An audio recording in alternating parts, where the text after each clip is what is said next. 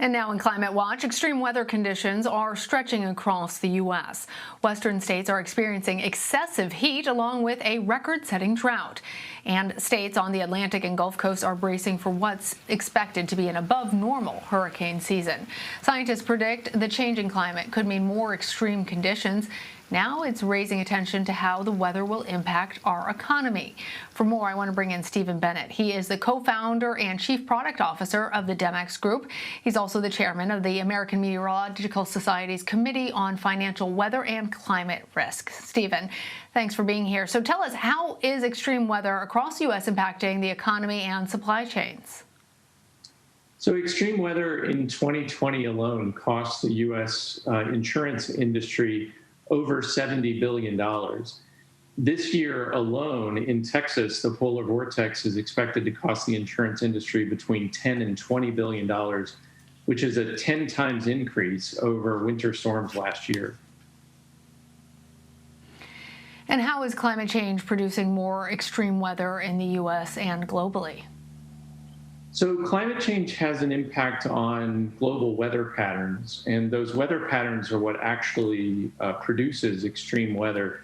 So as the climate changes, weather patterns shift north or south, east or west, and that pushes the types of weather that would typically be observed in one part of the country into a different part of the country. So desert heat may get nudged eastward out into Texas or the Midwest.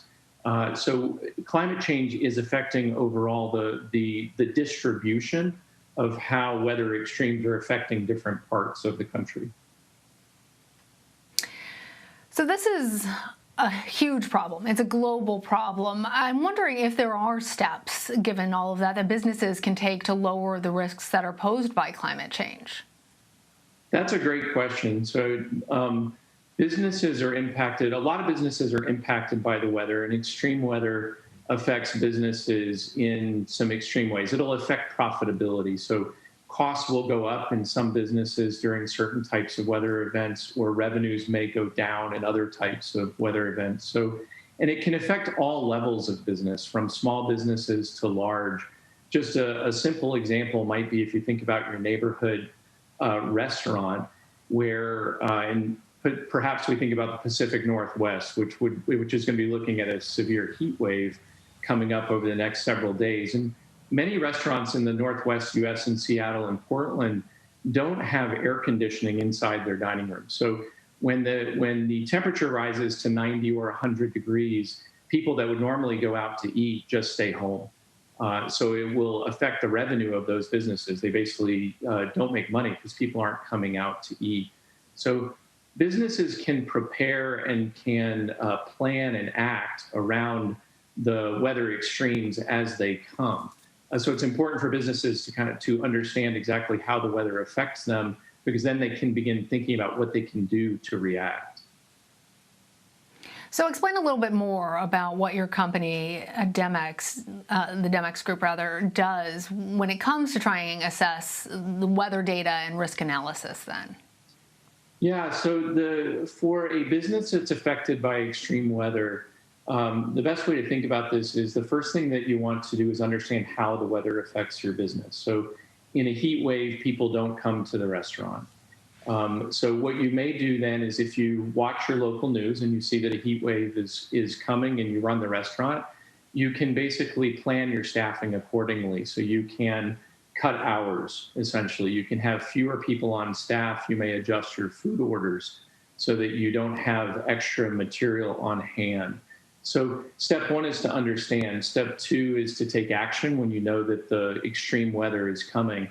The third step, and this is where our company comes into play, is to help businesses recover following an extreme event. So businesses can't control the weather, but the weather doesn't need to be an excuse for poor financial results. So what we do is we work with insurance companies to help businesses recover after an extreme weather event. So in the instance of an extreme heat wave that may cut business for restaurants in the Northwest, an insurance policy may actually be able to help that business recover those lost revenues. And what our company does is our company helps those insurance companies place that risk, find that business, and understand how to price the premiums for those kind of policies.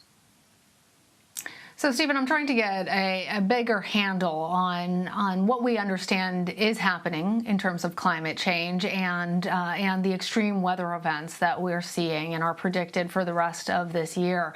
What type of overall assessment do you have for how the U.S. economy is going to fare and how much is going to be impacted in this year? Well, it's early enough in the year. We've had a few extreme events already, so this is likely to be a year that is heavily impacted by extreme weather in overall costs. So, like I mentioned, last year, $70 billion in insured losses due to extreme weather.